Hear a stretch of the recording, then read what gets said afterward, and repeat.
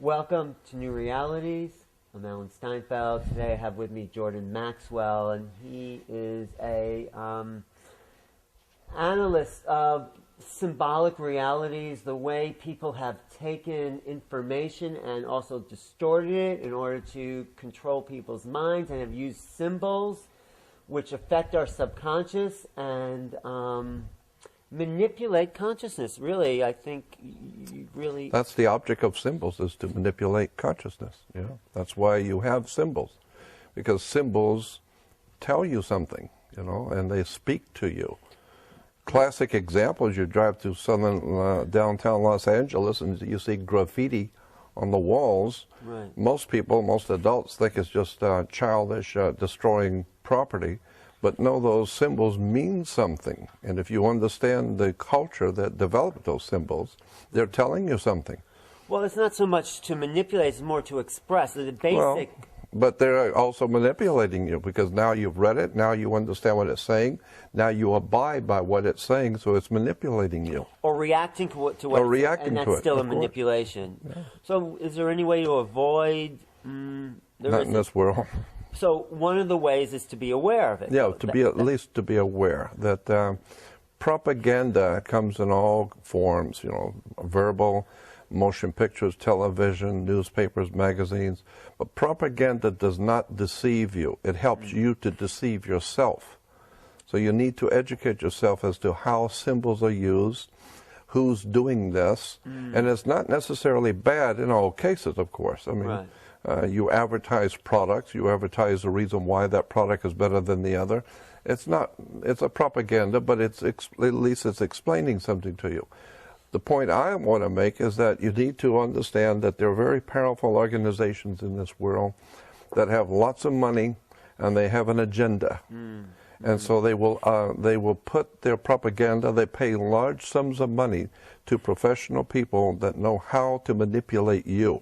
Right. They know what you want to hear. Well, tell us what those specific symbols are. Like, what would you... Well, I mean, a classic one is like the Nazis used the swastika. The swastika was used by the Hindus before, and the Buddhists, and many other religions. But now, today, when you see the swastika, it tells you something instantly. And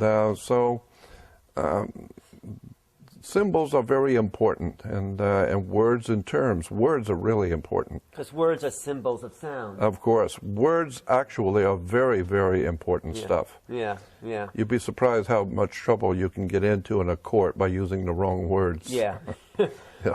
But just getting back to symbols, just to clarify something, symbols in the true religious sense were there to initiate people to higher levels of consciousness. Yes, absolutely. Right. And if you understand that, which most people don't, they take it just as literal and misinterpret, because you don't have the background or the knowledge to understand what the symbols is there for. So then you begin to take that symbol as the actual truth. I mean, the classic example, of course, is the story of Jesus. I mean, once you understand that Jesus is a metaphor, the whole concept of the New Testament is a metaphor. That's why the Bible is referred to as the greatest story ever told. It's a story. Right. It's not the greatest collection of facts on the earth. It's a story. Right. But once you understand there's a metaphor, there's an encoded story, then it begins to make sense, and now it begins to make a lot of spiritual sense. But it's a classic example of people misunderstanding symbols. So they take the symbols, and the people in control that want to control consciousness... They keep reinforcing the misunderstanding. Keep reinforcing it by their continual television shows and harping on certain understandings. So, you know, like Hitler said, you just keep telling a big lie and eventually everybody's going to believe it. And so that's what's happened in Christianity, is that so much has been misrepresented from the original 2,000 years ago to that today we've got a whole world of religion that's based on ignorance, ill-informed. It's just an incredible misunderstanding of the concept of Christianity. So how do we break that down and free people to... Education. Very simple. The stuff you're saying? Well, and it's not like I'm coming up with something vastly different that no one's ever heard. No, it's in a library. Go to the library and pick up a book on the origins of Christianity, the origins of religion, the origins of America. It's it's all there. I mean, wisdom and knowledge is everywhere if you just want to take the time to look. No, it's the level of conditioning that people, when, you know, some old cardinal said, give someone information at, you know, as a child, and they'll believe it the rest of their life. That's what the Jesuits said. Yes. Give me a child to 7, and he'll be mine forever. That's right. So that's true. It's encoded in the neural nets of the brain. That's right. And we have to somehow get in there and wake people up. That's the problem with fundamentalism. That's the problem with religion, government. It's everywhere. All institutions are infected with this problem. I mean, even education, universities and colleges, they have a code of knowledge, and you cannot step outside of that box. And you know, your mind is like a parachute. Doesn't work if it's not open. Right. Once you begin to open your mind and start studying and reading and getting the background on symbols and terms and words, you begin to understand that we've been manipulated from birth. We need to back up and go all the way back to day one and start re-educating yourself the way the world. Let me tell you something. Yeah. I'm going to give you 48 years of study. I'm going to give you a secret. Okay. Nothing in this world is what you think it is. Nothing operates the way you think it does. What do you mean? Nothing operates the way you think it does. What do you mean? Government does not work the way you think it does. It's not about people voting for a president. No, it has nothing to do with that. We're talking money. We're talking control, corporations, big business, period. It's all big business and money. Period. Yeah. End of sentence. Now, religion is a corporation. It's all the religions of the Western world, especially in the Western world, all religions operate under maritime admiralty law. So there are certain... What do you mean maritime admiralty law? Maritime admiralty is the law of water. And I've talked a lot about this in the past. I'm going to talk a lot about it in the future. Okay. There are only two things on the earth, on this earth, land and water. Right. So there are two kinds of law, the law of the land and the law of water. The law of the land is the custom of the people who live on a particular piece of land. So the law of the land is different in every country. Right. I mean, you can do things in Russia you can't do in America. Right. You can do things in South Africa you can't do in China because it's the law of the land. That particular piece of land has their own custom. So the custom of the people living on a particular piece of land is called the law of the land. Okay, got it. But there is also a larger, far more important law on the earth. It's called the law of the sea, the law of the water. And when you get into, and that law is referred to in courts as maritime admiralty. Maritime admiralty is the law of water. Once you understand the law of water, it opens up a world of occult hidden symbols and hidden foundations on how we live. What are some of those laws that we're not aware of? Oh my goodness! When you walk into a courtroom, why do you go to court? You play basketball on a court. You play tennis on a court. Right. Yeah. How do you play tennis on a court? You play with a racket. Come on. And so the judge walks out. He rules from the bench. Right. Look it up in a Latin dictionary. The word bench is a bank in Latin. Oh. And so the judge is ruling for the bank. That's why he wears a black robe, because the black robe represents the planet Saturn, the god of banking and law. Oh. The black robe represents the planet Saturn, who in the ancient world was called Lord of the Rings. Wow. Well, he is Lord of the Rings. Right, there's rings. And so women were told in the ancient world to listen to their god, so they would wear an ear ring. Men were to get married before their god, so they wear a wedding ring.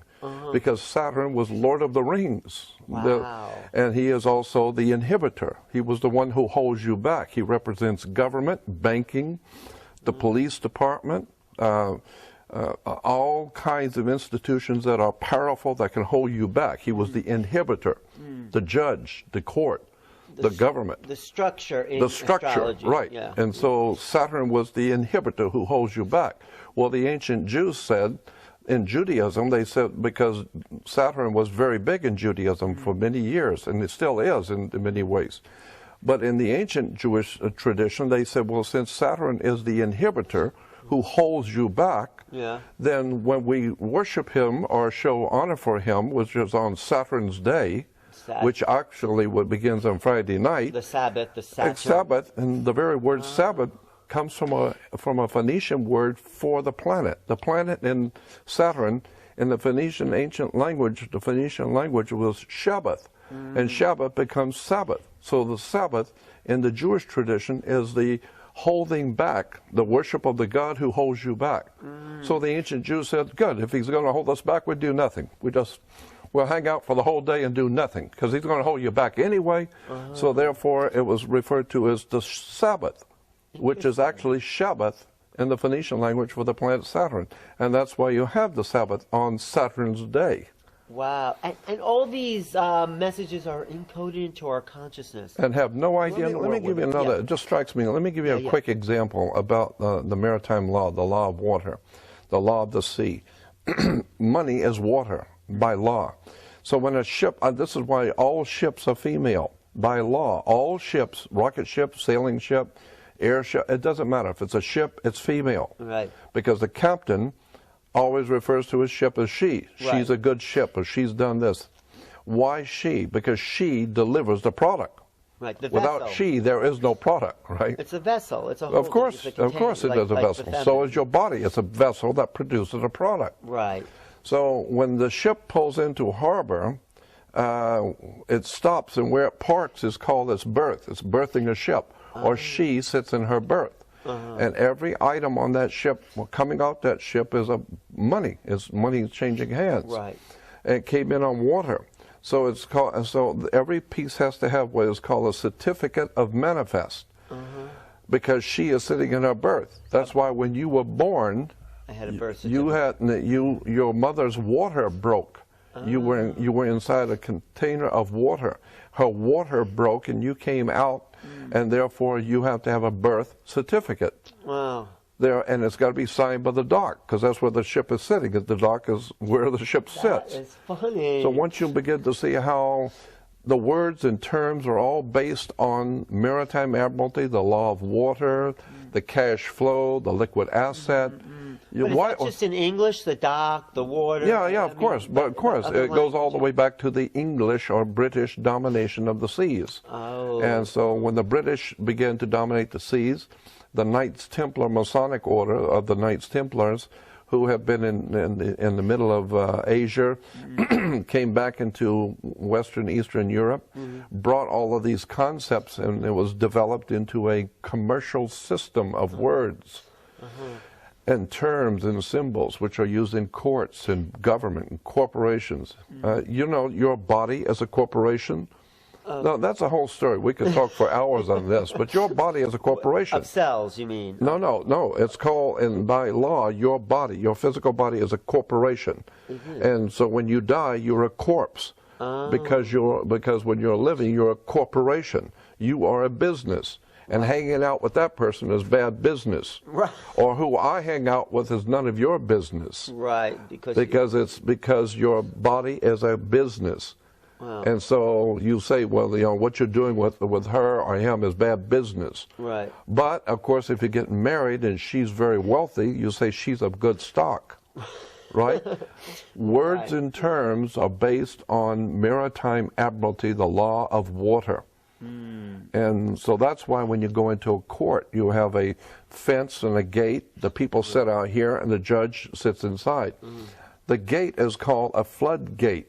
When you go through the canal, you have a floodgate. Right. So when you're sitting out here, you're in the law of the land. The judge has no control or no jurisdiction over the people sitting out here. No jurisdiction whatsoever. Right, because they're outside the gate. That's outside the gate. Right.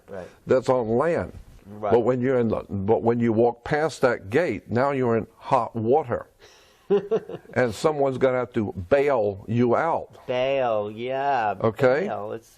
Did you write a book about all these men? No. I've just been studying it for 48 years. Wow. But it's fascinating because when you understand that the whole subject is so large, and it would take hours and I'd have to go back to square one and walk through all the words and terms that are used in law and courts and commerce. Yeah. For you to understand how pervasive this concept of water is on the earth. Wow. The law of water, maritime admiralty, it's an extraordinary story about how governments rule the world. And unless you understand this, you're never going to figure out what's going on. Look at it. When you walk into a courtroom and they call your name, you get up and you put your hand on the gate and you open the gate. The moment you put your hand on the gate, by international law, you of your own volition have opened yourself up to maritime admiralty law, because you were on the law of the land. As long as you don't touch that gate and go through it, you haven't opened the floodgate. Now, once you open the floodgate, there's a piece of wood on top of that gate, and it's called the bar, and you're not licensed to pass the bar. Right. So what you've done is you've opened the floodgate, but you weren't licensed to pass the bar. So what does that mean? So that means that you are dead. You are now dead. Once you touch that, you are dead. Because you're no longer in control of That's right. You are dead. Well, you're considered to be a dead man. That's why the attorney has to speak for you. He has to represent you. Why are you dead? Because you went into the deep water and you died. You drowned. Because you weren't licensed. Because you weren't. Right. You were not licensed to pass the bar. And the bar represents a sandbar in the ocean. But the bar is what the attorneys are licensed to pass, but you're not. So the point being is that when you open that gate of your own volition, you are considered by law to be a dead man. Really? That's why you cannot talk to the judge, because dead people don't talk to judges. So you need an attorney who is your mouthpiece. He speaks for you because you're dead. Well, should we do away with courts so people can get their lives back? I would think that what you want to do is understand how the system works. Oh, and avoid it. Avoid maritime laws function in religion. Whoa, goodness. Everything. The Holy See. The Holy See. Yeah. The seat of power is the Holy See. The sea of mankind, the holy blood. I could go into for hours on this if you want to, but I'll give you an example. Since all banking law is of course money, and money is maritime admiralty. Well, as I said, the judge sits on the bench. He rules on the bench, and the bench in Latin is a bank. Where do you find banks? You find banks on the side of a river, right? Called river banks. And what does a river bank do? It directs the flow of the currency, because your currency is the cash flow, the liquid asset. Wow. And so money goes through your hands like water. No, money is water. That's amazing. It's the flow. It's the ebb and flow, the tides. Wow. Money goes out, money comes in. That's why you have income taxes. There's nothing wrong with income taxes. The way the system in America is set up, there's nothing wrong with it. They print the money, but as much money as you print, you've got to take some back in to make it valuable. The tide. The tide. So it goes out, it's got to come back in. Wow. So it's not the income tax is not there because the government needs the money. No, the government finances itself through all kinds of other ways. Income tax is to pull back in the breath, like the breath of Shiva. You put it out, and they print it out. It goes out into the world. Now you have to pull it back in to inhale. Then you exhale again, and then you pull it back in, because it's the ebb and flow of commerce. It's the ebb and flow of the juice that makes it all happen. Saturn was referred to as, in the ancient world, the planet or the god Saturn was referred to as El. El, and from which we get the concept of the worship of El, of the worship of God. The Elohim. From Elohim. Right. Which, then once you are worshiping El, the concept is that you now have become an elder. Oh. Now, because you're an elder, how did you get to be an elder? You got elected. Oh. Yeah, and once you get elected, now you have become one of the elites because you've become elected to be one of the elites. How did you get to be elected? With electricity. Wow. Because it's the juice, the flow. It all goes back to Saturn, you're saying. It all goes back to the planet Saturn. Now, are all the religions sort of conspiring together to maintain this control? Oh, absolutely. Absolutely. But it's not a conscious thing. It's No. It's just business. Like the mafia says. There's nothing personal here.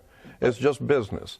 You're going to corner the market, And the Catholic Church cornered the market and was killing people who didn't buy into their system in the Middle Ages. And it's still just a business today. But let's talk about consciousness in a sense, because it's not people. There seems like to be a force that's beyond the human realm that's manipulating. Well, of course, when the Bible talks about the spirituality and God, and when you talk about God, I mean, that's a whole subject in itself about God as a word. God is simply dog spelled backwards. I know. That's why the teachings about God is called church dogma, because it goes back to the dog star in Egypt, Sirius the dog star. The whole concept of religion, words, terms, courts, government, financing, commerce is a massive, incredible story of how words and terms and symbols have been used for thousands of years, and 99% of the people on the face of the earth have no idea in the world how this stuff really works. Well, it's been used to manipulate and control people. Of course. Because we still are seafaring people, so we're still under the law of the maritime. Of the maritime, that's right. It's just business, nothing personal. Yeah. But did you know that if a policeman gives you a ticket, that ticket, a cop pulls you over and gives you a ticket. That is called a ticket in commerce. And so if you go to buy something and you don't have the money and it's too expensive, you ask me to co-sign for you. Now, if I co-sign for you to buy something and I co-sign on the ticket, that means if you don't pay it, I have to, right? Right. Therefore, when the cop gives you a ticket, he signs it first. It's called a ticket in commerce. Right. Because money is going to change hands. Right. Therefore, when you sign it, you are the co-signer of the ticket in commerce. Well, as a co-signer, you don't have to pay the ticket. You were just a co-signer, and you can decide, I don't think I want to pay that ticket. So then you send the ticket and the paperwork to the Secretary of State, and they then give it to the Attorney General. The Attorney General then sends it back to the cop, and the cop has to pay the ticket because he's the one that signed it first. You were just a co-signer. But as long as you don't understand this, people don't understand the way banks and commerce works. And government. And religion. And taxes. So it's all together. Religion, government, corporation. It's all one big show. And if you're not licensed to play in the show, like George Carlin used to say, it's a big club and you ain't in it. But once you understand how the club really works, what the words mean. Right. I mean, I'll give you another example. When you buy a new car, what do you get with the new car? In the glove compartment, you get something called the operator's manual. Right. Because when you're in a car, you are referred to as an operator of a motorized vehicle. Right. You're an operator of a car. But if with those wheels, I don't care if it's a tank or bicycle or motorcycle or car, it doesn't matter. If you're using those wheels to make money, now it's business. Now you're not an operator. By law, in corporate law, you are now referred to as a driver. That's why you have a bus driver, a cab driver, a truck driver, not a cab operator. So what's the difference? There's a world of difference, because as a driver, you're now in business. You're making money with those wheels. You're not using it for personal use. You're now a driver. So now in business, you've got to have a license. It's called a driver's license, because you are now in maritime admiralty law making money. So you have to have a driver's license. You know, let me give you an example. If you had a two-story building, and you were going to put a lot of weight on the second floor, like printing presses or whatever, the smart thing to do is go downstairs first, get on a ladder with the building inspector. Right. Go up through the ceiling tiles and examine the floor you're going to build on. Right. And see if it's going to hold that kind of weight. Right. So what you're doing is you're standing under the floor or the foundation you're going to build on. Okay? So that's where you get understanding. Because you're standing under. To stand under something to see if you can take the weight or of the no, to see what it's sitting on, see what it's based on. So that's where we get the word understanding. To see if we can. To see, you need to stand under a subject. Don't just buy the subject. Go back and read the words, where they came from, what they meant. Get under the subject to see if it has Precisely, weight. Exactly. Go to the library, and there's one of the best sets of books in any library is called the Oxford Dictionary of the English Language. It's a huge voluminous set, and they're large volumes, and each word that has ever been used in the English language is traced back to day one. So it's like 2 or 3 pages per word. Wow. And it explains where these words came from, how they were developed. And those words then have rooted ourselves into the subconscious. So Yeah. the word we're using really is being felt deeper than the superficial And meaning. you are reacting to it with your life. You're doing things every day because you think you have to. Why? Because you don't know you don't have to. You don't have to go to court. I don't care what your criminal, what kind of a crime you committed. I don't care how big it is. You don't have to go to court. You don't? What do you have? No. What if you're... You have to contact, you have to fill out a particular kind of form, send it to the Secretary of State, and say to the Secretary of State, I wish to settle out of court. You can settle anything out of court. You can. Of course. Wow. If Ford Motor Company is suing General Motors, they can settle out of court. So you won't know what they did to settle the thing because it's out of court. Out of the water. It's out of the water, right? Right. So you can settle any criminal complaint out of court. You just go through the Secretary of State and say that you want to settle this out of court.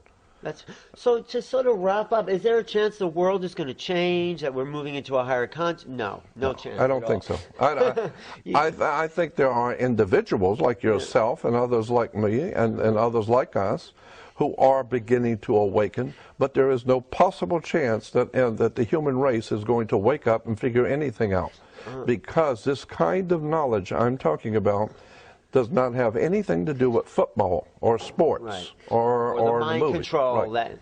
So as long as the human race is interested in the Hollywood starlets or football or the silly sports or all this other silliness that goes on with entertainment, then the human family as a race on the earth are not going to be evolving upward. We're just going down. We're going further down. What about the ETs? We're hearing an alien ET conference. Are they...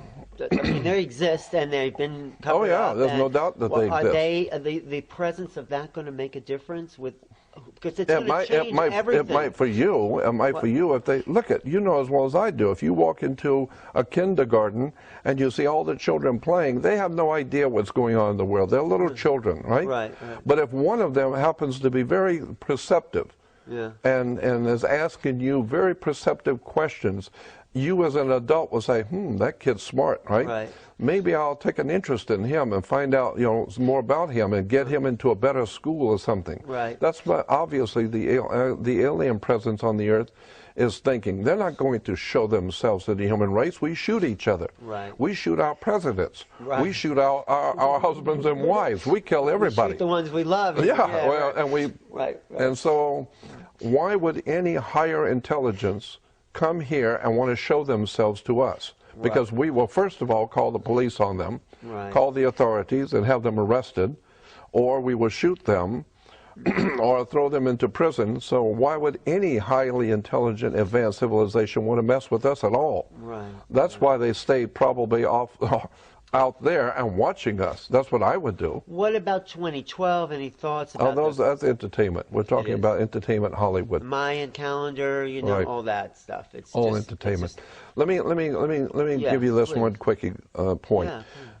Western civilization is based on the white man's culture, and the white man's culture comes from Europe. And in the European section of Eastern and Western, well, all of Europe, Europe is a white man's home, okay? And for 1,000 years before the Roman Empire ever existed, and it still exists today in Europe, was a whole system of government, religion, law, etc. was already established before Rome ever came about. And that whole system of government over the white man's world of Europe 1,000 years before Rome was called the Druid system. Druids, well, they were the lawyers, the attorneys, they were the judges, the religious leaders, they were everything. The doctors, the medical, everything was Druid in Europe. One of the most important symbols in the Druid religion was a magic wand, like the conductor of an orchestra. He waves his magic wand, and you had better dance to the tune, because he's the boss. So the right? wand. So the magic wand, like Merlin the magician, were always magic wands were always made out of the wood of a holly tree. It's made out of Hollywood, okay? So once you understand, it's the magic of Hollywood that's orchestrating the whole world to dance to a new tune. So. Wow. So where does that leave us? It leaves you in a world of trouble. If you are ignorant, ill-informed, and unread, you need to open your mind and discover for the first time that law, courts, education, it's all part of a system you need to begin to open your mind and study. And understand. And how the world really works. See how it's And the best way to do that is go onto my website, because I've been doing it for years. Tell people your website. Very simple, jordanmaxwell.com. Jordan like the river Jordan, right. Maxwell like the coffee.com. jordanmaxwell.com. Go through all of my links, go through all the research pages. I have just hundreds of incredible documents, especially on the links. Right. That will just blow your mind on religion, government, symbols, hidden stuff. The whole world of real wisdom has been hidden. That's what the word occult means. Hidden. Hidden.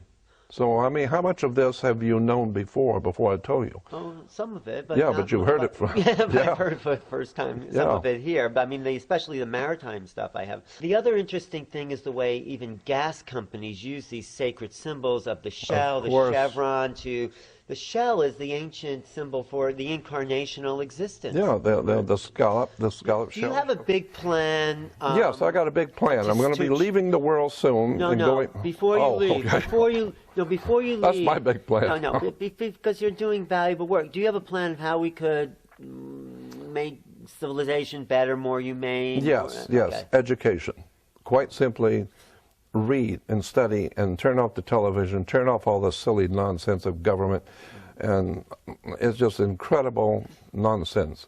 And start educating yourself. The United States federal government is a privately owned company. It's a corporation. The whole government. Of course. It's a private. It's like General Motors, Ford Motor Company, Sears.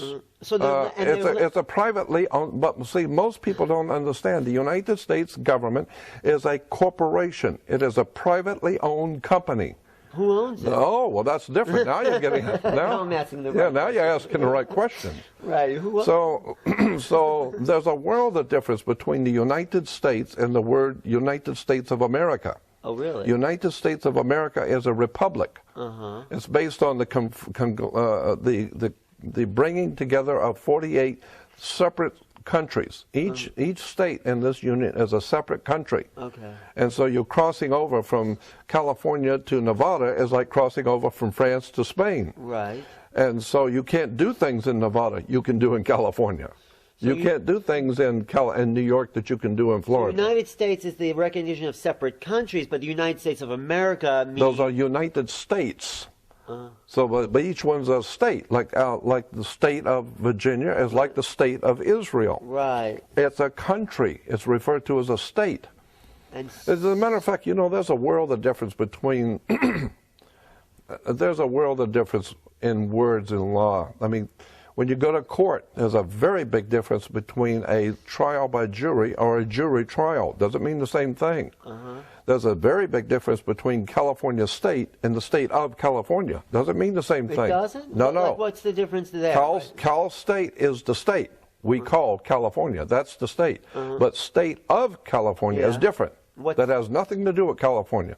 That's the federal government operating within the confines of the state of California. So anytime you see the state of, that means it's a federal corporation operating within California. But California is called Cal State. That's why you have California State University, California State this, and California State. That's California. But state of California is the federal government. Do people know that? Do No. lawyers know this? People don't know any of this. None of this. Nobody, because it doesn't have anything to do with football. So who the hell needs to know about any of this stuff? I need to know, because I don't like being played for a fool. Yeah. I want to know who's running this country. You don't want to be manipulated. I refuse to be manipulated. I want to know exactly who's doing what. I want to know how they're doing it, And how are they messing with my mind and my money and my family? So I want to know. 99% of people I run into, they couldn't care less as long as the beer's cold and football's on. They don't care. But when people vote for like a president, what is happening?